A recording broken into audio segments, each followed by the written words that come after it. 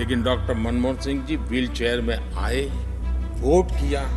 एक सांसद अपने दायित्व के लिए कितना सजग है उसका वो उदाहरण है। और भी ऐसी कुछ घटना हुई, कभी कभी फैशन परेड का भी हमने दृश्य देखा।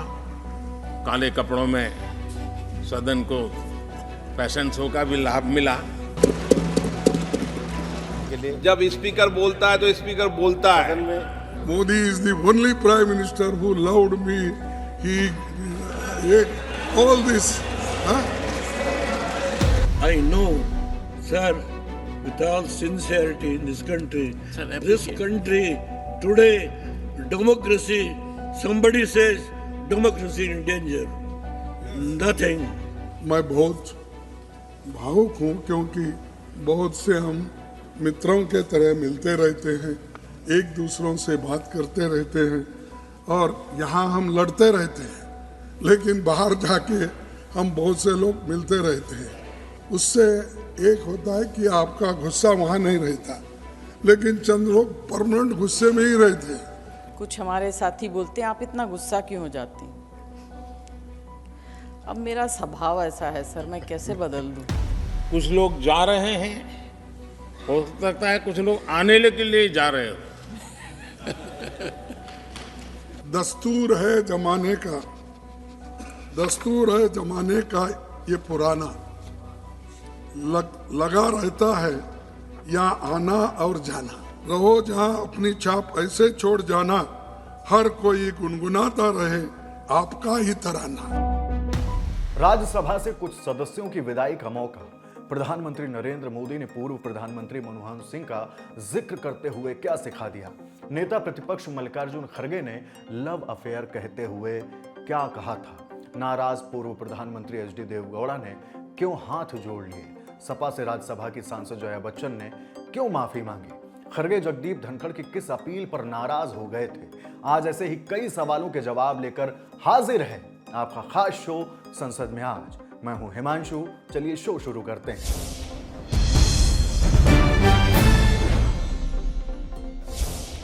राज्यसभा की कार्यवाही सुबह 11 बजे शुरू हुई। सदन से जो सदस्य रिटायर हो रहे हैं उनकी विदाई को लेकर सभापति जगदीप धनखड़ ने जानकारी दी।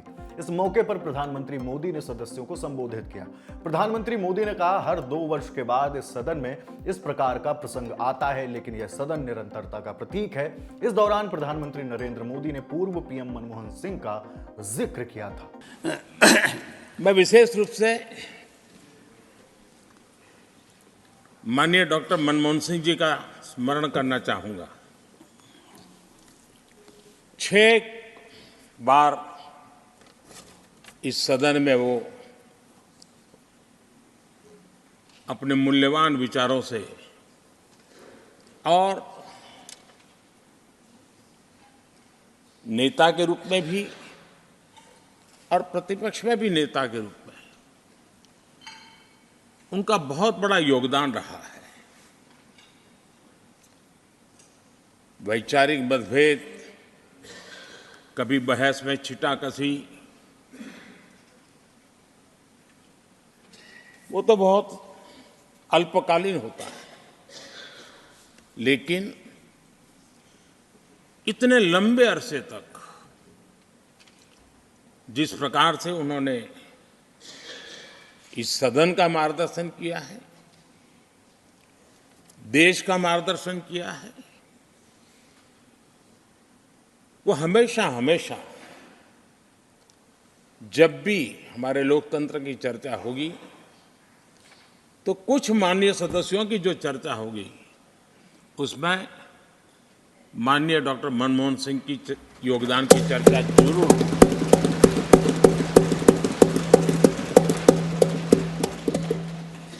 और मैं सभी सांसदों से, चाहे इस सदन में हो या उस सदन में हो, जो आज है वो शायद भविष्य में आने वाले हो, मैं उनसे जरूर कहूंगा कि ये जो माननीय सांसद होते हैं, किसी भी दल के क्यों न हो, लेकिन जिस प्रकार से उन्होंने अपने जीवन को कंडक्ट किया होता है,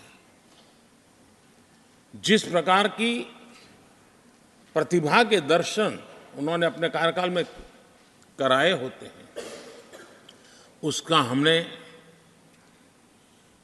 एक गाइडिंग लाइट के रूप में सीखने के लिए प्रयास करना चाहिए।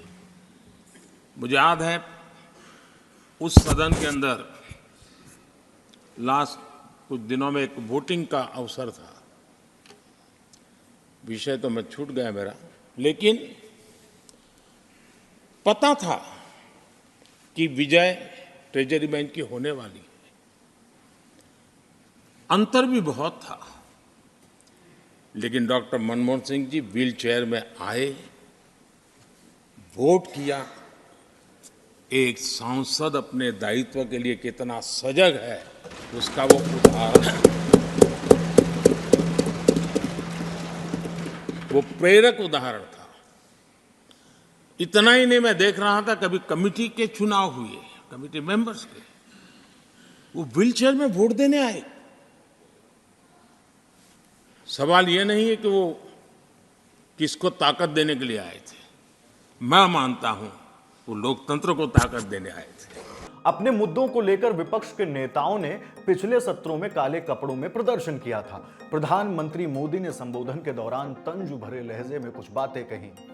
सदन में नेता प्रतिपक्ष मल्लिकार्जुन खड़गे पहुंच चुके थे।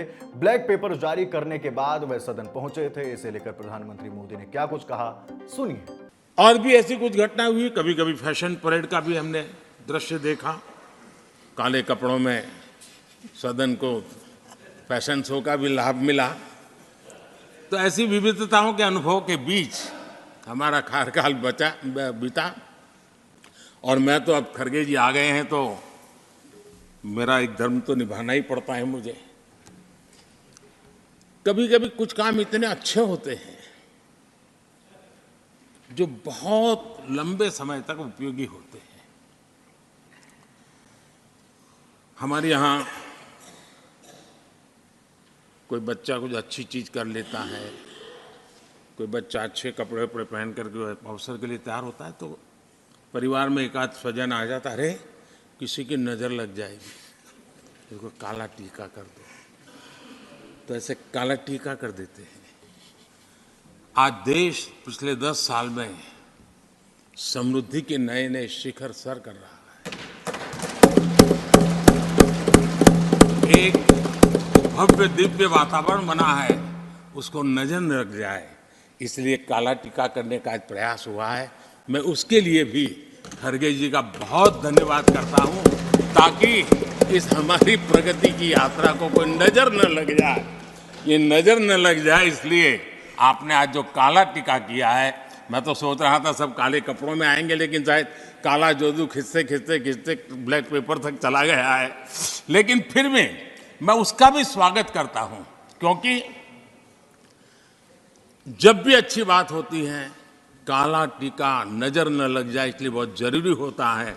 और उस पवित्र काम को, और आज जिस उम्र के हैं उस व्यक्ति जब ये काम करता है तो जरा अच्छा रहता है, तो मैं इसके लिए भी आपका आभार व्यक्त करता हूं। अब बारी नेता प्रतिपक्ष मल्लिकार्जुन खड़गे की। सामने प्रधानमंत्री नरेंद्र मोदी बैठे थे। उससे एक होता है कि आपका गुस्सा वहां नहीं रहता, लेकिन चंद लोग परमानेंट गुस्से में ही रहते हैं, ये बड़ा मुश्किल है। ये ऐसा नहीं रहे, ये डेमोक्रेटिक है।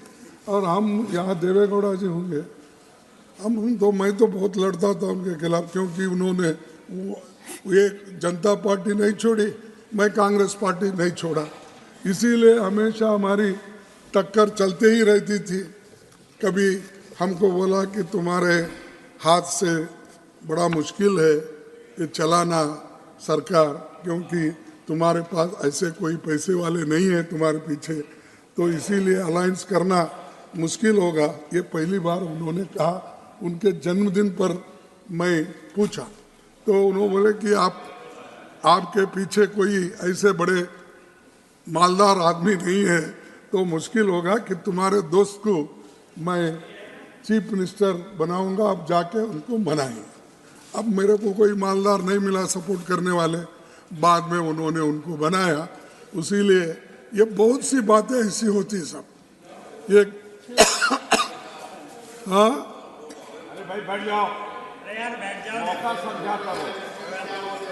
अरे ठीक है, लेकिन मेरे को रंज है सारे जिंदगी उन्होंने सेक्युलरिज्म, सोशलिज्म, फार्मर्स एजुटेशन सब करे। सडनली ऐसा क्या हुआ? लास्ट 93 है उनके, 91 है, अच्छा ठीक है 100 साल तक रहने दो, 91 है। अब सडनली जाके मोदी साहब उन्होंने ऐसा गले में मिले हैं और वो पकड़ कि आप नहीं थे, तो इतनी तारीफ आपकी उन्होंने की, मैं समझता हूँ जिंदगी में किसी आदमी की उन्होंने तारीफ की ही नहीं, रियली समझता हूँ, क्योंकि मैं उनके साथ वहाँ पर 20, 25, 30 साल था और यहाँ पर कभी किसके बारे में तारीफ करने की उनकी आदत ही नहीं है, लेकिन वो आदत बदली कैसी मेरे को बड़ा मुश्किल है। I am feeling how he praised Modi ji and he said that Modi is the only prime minister who loved me. All this. अगर यही लव अफेयर पहले होता तो अच्छा था। 91 इयर्स में क्या करेंगे? इसी बीच सभापति जगदीप धनखड़ ने मल्लिकार्जुन खड़गे से कहा कि नेता सदन पीयूष गोयल कुछ कहना चाहते हैं, क्या मौका दे दें? खड़गे ने तुरंत आपत्ति जता दी। पीयूष जी आपकी बात पर कुछ कहना चाहते हैं? आपकी इजाजत हो तो पीयूष जी कुछ कहना? नहीं साहब, नहीं तो अगर समझ आ जाए तो अच्छी। ये चुप, ये देखो आप उनको ऐसा ही देते हैं, बाकी के वक्त हमको नहीं देते। दिस इज नहीं कल। I am not giving floor to him sir. No, you see, sir, I'm telling you, this is not going to be a permanent thing. You remember, sir, you can't ask. When I asked, I want to get clarification, you did not allow when Modi ji was speaking. See, this is nothing. Even if I interfere, Modi is capable to give answer. Why you are doing please this? Continue. In democracy, it happens. Mallikarjun खड़गे का संबोधन पूरा होते ही प्रधानमंत्री नरेंद्र मोदी सदन से चले गए।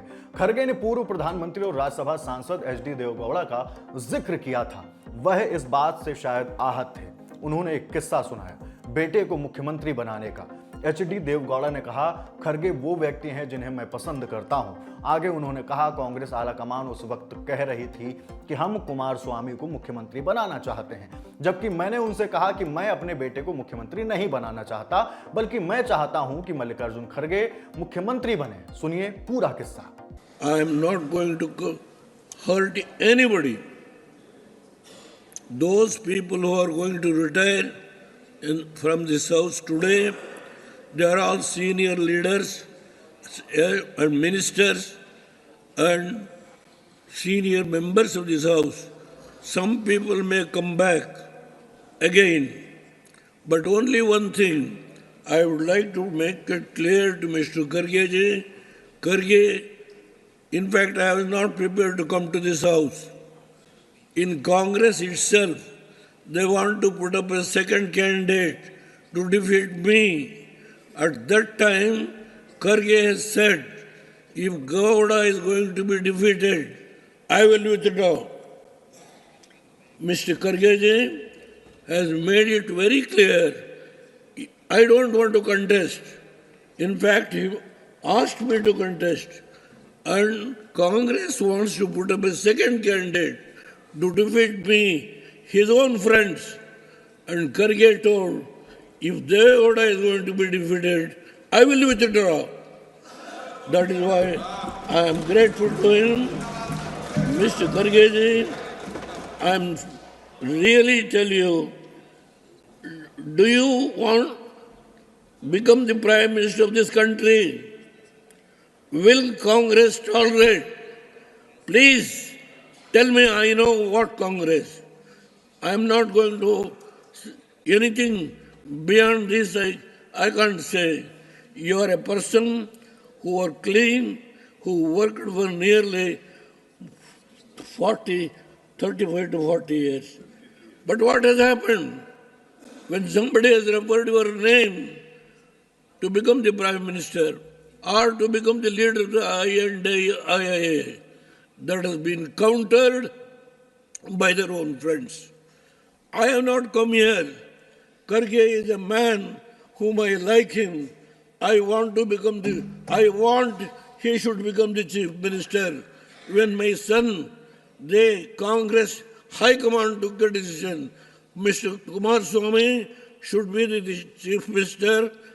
When Congress High Command, I don't want to take the names of any top leaders, they came, Ghulam Nabi Azad, the member of this house, and Raja Sant, ex-Chief Minister, came and requested me, sir, please allow me, I hurt, please allow me. At that time, I told, I don't want my son to become the Chief Minister. Let Kharge become the Chief Minister. He is here, let him tell.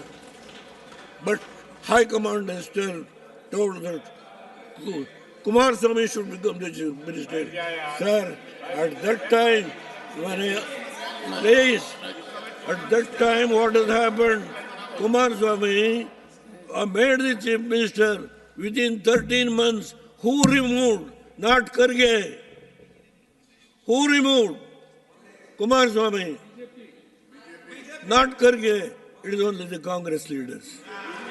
HD Deve Gowda ने आगे कहा कि मनमोहन सिंह एक ईमानदार व्यक्ति हैं। एक बार जब कांग्रेस के 2 शीर्ष नेताओं के फैसलों की वजह से मनमोहन सिंह रोने लगे, मैं उस दिन का गवाह हूं। मैं जानता हूं कि उस रोज क्या हुआ था। मैं बहुत सी बातें जानता हूं लेकिन बोल नहीं सकता। About Manmohan Singh is an honest man to the core. A day when Manmohan Singh cried for the mistake committed by those top leaders in Congress, Manmohan Singh cried. I know that day what has happened. A man who cried, who ruled this country for 10 years, who gave the country to save from the death trap, Manmohan Singh, who served the nation with all honesty, cried in a situation when 2G sector was discussed in the very same house in the Lok Sabha. I know so many things, I cannot go on. HD Deve Gowda ने कहा कि कुछ लोग कहते हैं कि देश का लोकतंत्र खतरे में है। ऐसा कतई नहीं है, लोकतंत्र इस देश के लोगों के दिलों में है। एचडी देवगौड़ा ने प्रधानमंत्री मोदी की तारीफ भी की है।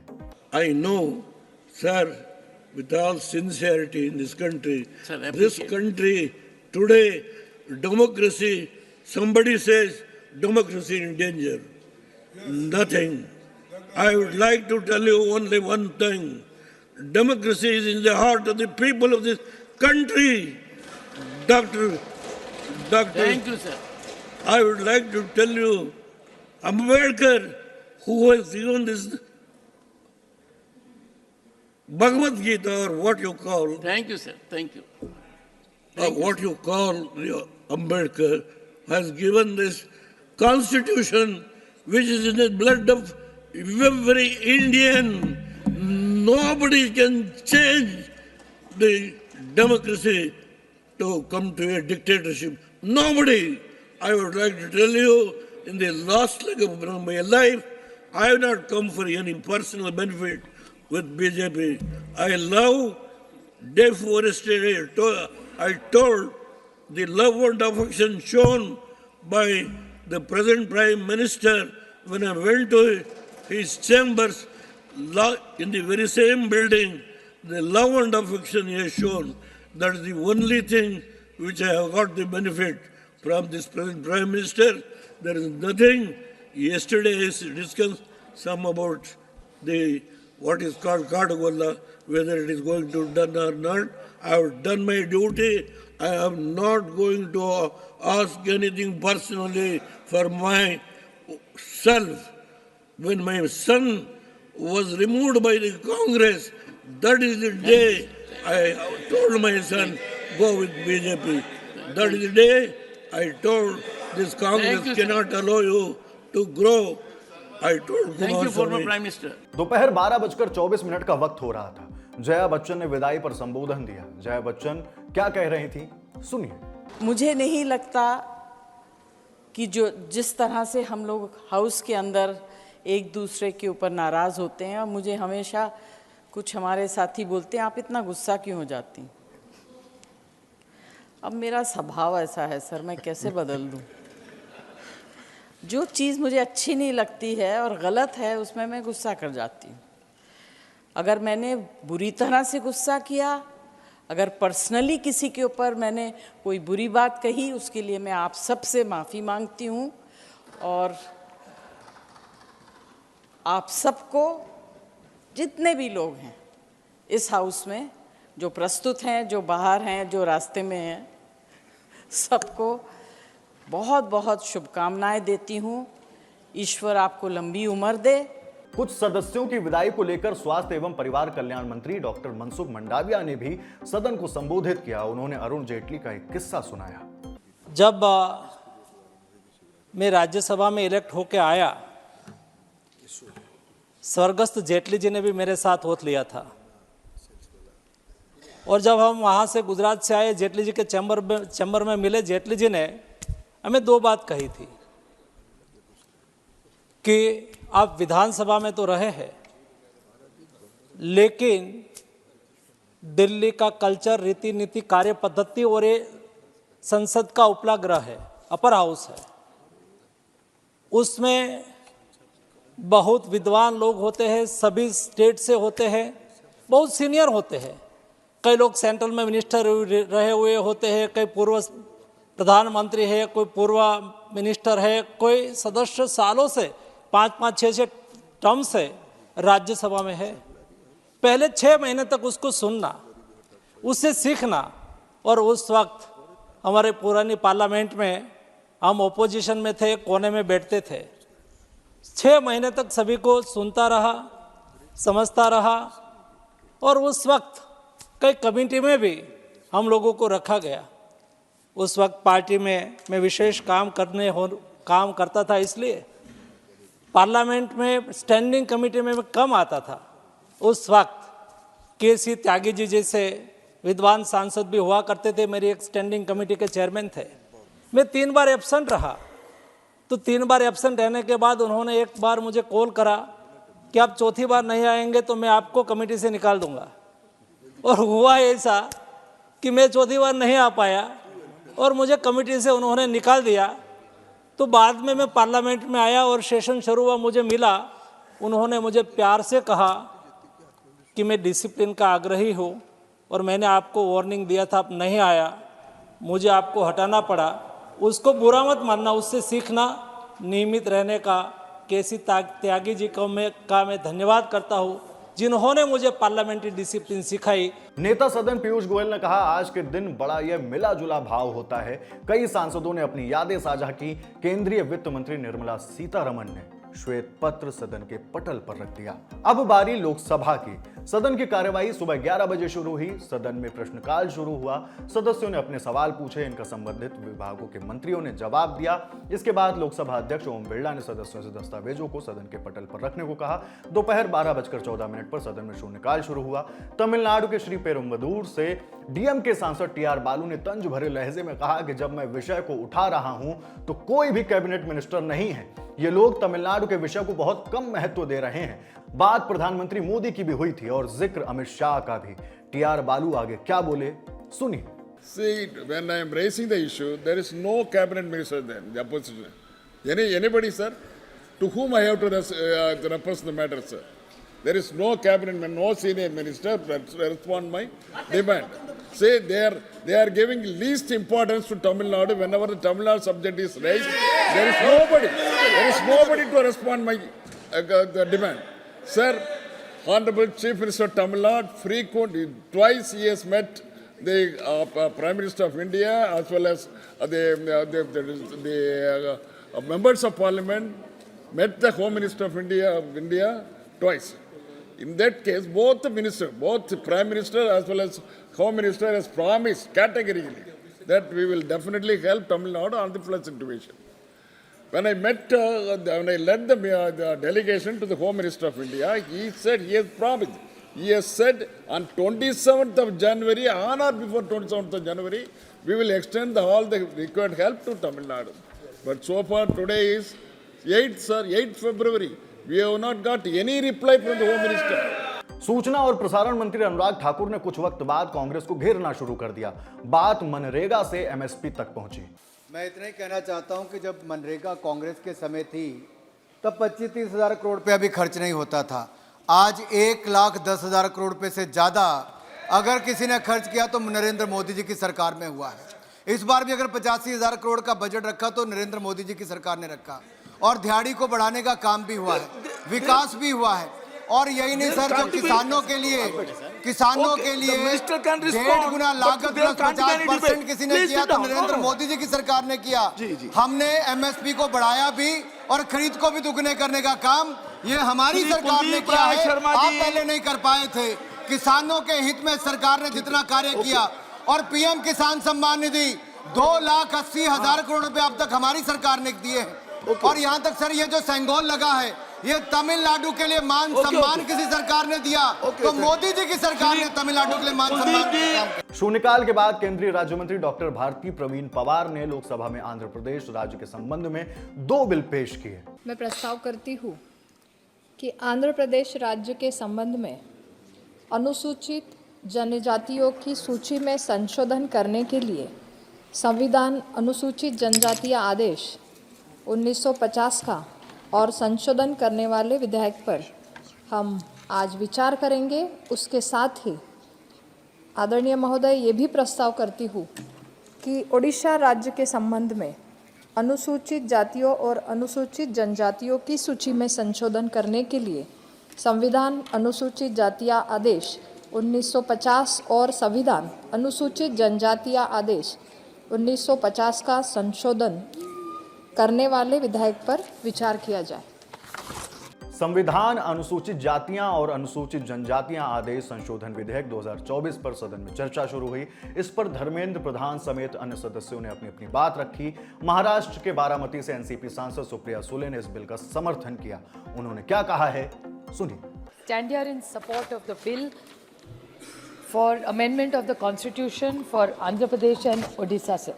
Sir, my colleague and friend Saptagiri Ulki has spoken extensively and extraordinarily well today about the entire problems of the ST and SC community. Sir, I can't understand one question with full humility I'd like to ask this government कि हमेशा ये SC ST के अनेक राज्यों के bill लाते। पिछले 2 दिन पहले उन्होंने जम्मू कश्मीर का लाया था, आज उड़ीसा का लाया, आंध्र प्रदेश का लाया।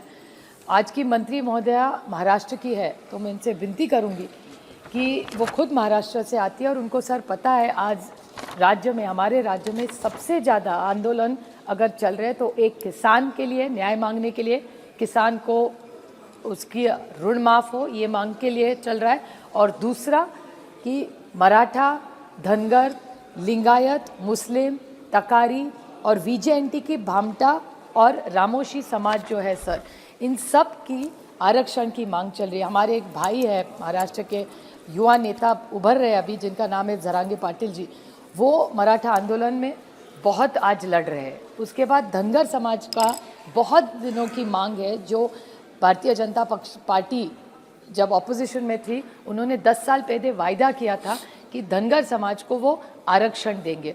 सर, उसका क्या हुआ? अगर आंध्र प्रदेश में हो सकता है, अगर उड़ीसा में हो सकता है, अगर जम्मू कश्मीर में हो सकता है, तो महाराष्ट्र पे ये अन्याय क्यों कर रही है? क्यों नाराज़ है महाराष्ट्र से ये सरकार? और 10 साल की मांग है सर, और महाराष्ट्र में उनके 200 एमएलए आज है और यहाँ 300 है, तो फिर दिक्कत क्या है? हमेशा अर्जुन मुंडा जी आज यहाँ नहीं है, वो हमेशा बहुत अच्छी तरह हमारी बात भी सुन लेते हैं सर, लेकिन हमें न्याय नहीं मिल रहा है। सदन में चर्चा के बाद केंद्रीय राज्य मंत्री डॉक्टर भारती प्रवीण पवार ने सदस्यों के सवालों के जवाब दिए। वोटिंग के बाद यह बिल सदन से पारित हो गया। 4:44 सदन में केंद्रीय वित्त मंत्री निर्मला सीतारमण ने सदन में भारतीय अर्थव्यवस्था पर श्वेत पत्र पेश किया। Sir, I rise to lay a white paper on the Indian economy, both in Hindi and English versions. सदन में अब पर्यावरण, वन और जलवायु परिवर्तन मंत्री भूपेंद्र यादव ने जल प्रदूषण निवारण और नियंत्रण संशोधन विधेयक 2023 पेश किया। पर 3 प्रमुख विषय इस अधिनियम के अंतर्गत संबोधित किए गए हैं। पहला, राज्य के जो बोर्डों में प्रमुख पदाधिकारियों की नियुक्ति है उसको सुव्यवस्थित करना। अभी तक राज्य प्रदूषण नियंत्रण बोर्डों के जो अध्यक्षों की नियुक्ति है, उनकी योग्यता, उनके तरीके को एक सुव्यवस्थित बनाने के लिए, एक समान बनाने के लिए इस संशोधन में धारा 4 के अंतर्गत जो है संशोधन किया गया है।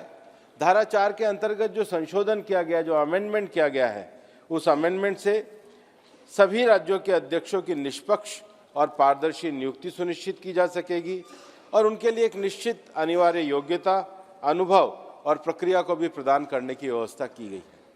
दूसरा जो एक महत्वपूर्ण परिवर्तन इस संशोधन के द्वारा किया गया है वह मैंने पहले भी अपने वक्तव्य में कहा है, ईज ऑफ लिविंग बिजनेस करना और जो अनावश्यक दंड के प्रावधान हैं उनको समाप्त करने का प्रयास किया गया है। और इसलिए सेक्शन 25 और 26 को छोड़कर बाकी जितनी भी धाराएं जो अदालतों में अभियोजन लगा करके, प्रक्रिया चला करके जो एक तरीके से सजा देने के प्रावधान थे, उनको हटाने का प्रस्ताव किया गया है। और अब उस पर जो जुर्माना है उसको लगाने के लिए एक एडजुडिकेटिंग ऑफिसर की नियुक्ति की गई है। जुर्माने की विफलता जैसा मामले में भी कुछ प्रावधान किए गए हैं और इस जो जुर्माने को जो लगाया गया है, जो फाइन लगाया गया है, उसके लिए एक पर्यावरण कोष को बनाने का प्रावधान किया गया है। लेकिन अगर किसी को लगता है कि वो जुर्माना लगाया गया है अगर वो ठीक नहीं है तो फिर उसमें अपील का अधिकार भी एनजीटी के माध्यम से करने का प्रस्ताव किया गया है। एक सेल्फ रेगुलेशन सिस्टम को बनाने का प्रयास इस संशोधन के द्वारा किया गया है। तीसरा, ये जो इस समय जब हम किसी भी राज्य में जो उद्योग लगाने जाते हैं तो कंसेंट टू एस्टैब्लिश और कंसेंट टू ऑपरेट का जो मैकेनिज्म है, हम जानते हैं कि अलग अलग राज्यों में उसके द्वारा तकलीफ दी जाती है और एक तरीके का भ्रष्टाचार किया जाता है। लेकिन वर्तमान में इसके जो कंसेंट टू एस्टैब्लिश और कंसेंट टू ऑपरेट का जो मैकेनिज्म है, उस मैकेनिज्म को सुव्यवस्थित करने का प्रयास किया गया है। केंद्र सरकार को किसी भी औद्योगिक इकाई की स्थापना से पहले पूर्व सहमति प्राप्त करने की आवश्यकता से कुछ श्रेणियों के उद्योगों को छूट देने के लिए अधिसूचना जारी करने का अधिकार होगा, जिससे राज्यों को जो अपने जो ग्रीन इंडस्ट्री जो लगाते हैं उनको कई तरह की प्रशासनिक जकड़नों से बचा जा सकेगा। चर्चा के बाद भूपेंद्र यादव ने इस बिल को लेकर सदस्यों के सवालों के जवाब दिए, फिर वोटिंग हुई। इसके साथ ही सदन में वोटिंग के बाद बिल लोकसभा से पारित हो गया। इसके बाद सदन की कार्यवाही शुक्रवार 9 फरवरी सुबह 11 बजे तक के लिए स्थगित कर दी गई है। सदन में क्या कुछ हुआ हमने आपके बीच रखा। आपको शो कैसा लग रहा है हमें जरूर बताइए। शुक्रिया।